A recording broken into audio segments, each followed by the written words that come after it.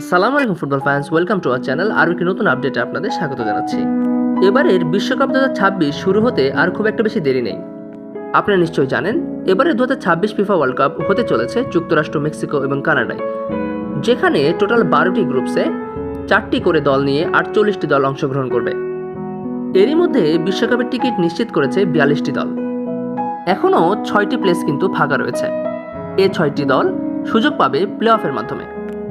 Group এতে রয়েছে Mexico, south Africa, Korea এবং একটি প্লেস কিন্তু এখনও পূর্ণ হয়নি।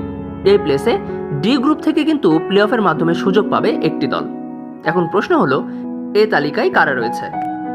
এই তালিকায় রয়েছে ডেনমার্ক, নর্থ মেসিডোনিয়া, চেক রিপাবলিক এবং আয়ারল্যান্ড।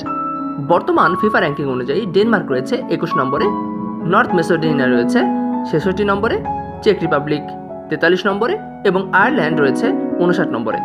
ডি গ্রুপের এই প্লে অফে কিন্তু ডেনমার্ক মুখোমুখি হতে যাচ্ছে নর্থ মেসিডোনিয়ার বিপক্ষে এবং চেক রিপাবলিকের প্রতিপক্ষ আয়ারল্যান্ড। আগামী 27 মার্চ রাত 1:45 কিন্তু এই দুটি ম্যাচ অনুষ্ঠিত হবে।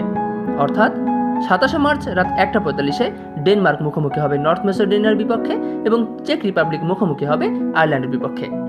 এবং এই দুটি ম্যাচের জয়ী দল কিন্তু আবার পরস্পরের সাথে মুখোমুখি হবে।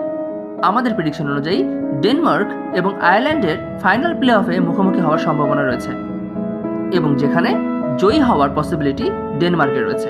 তাই আমরা বলতেই পারি এই গ্রুপে কিন্তু ফাইনালি আপনারা দেখতে পারেন ডেনমার্ককে। অর্থাৎ এই গ্রুপে Mexico, south Africa, Korea Republic এবং লাস্ট যে প্লেসটা পূর্ণ হয়নি সেই প্লেসে দেখা যেতে পারে ডেনমার্ককে। সো গাইস, আপনাদের মতে ডেনমার্ক, নর্থ মেসিডোনিয়া, চেক রিপাবলিক এবং আয়ারল্যান্ডের মধ্যে কোন দলকে আপনি এই গ্রুপে দেখছেন অবশ্যই জানিয়ে দেবেন কমেন্ট সেকশনে। ভিডিওটি ভালো লাগলে লাইক, কমেন্ট, শেয়ার করুন। চ্যানেল আপনি নতুন হলে অবশ্যই আমাদের চ্যানেলটিকে সাবস্ক্রাইব করুন। বিশ্বকাপের নেক্সট আপডেট সবার আগে পেতে আমাদের চ্যানেলের সাথেই থাকুন। ধন্যবাদ।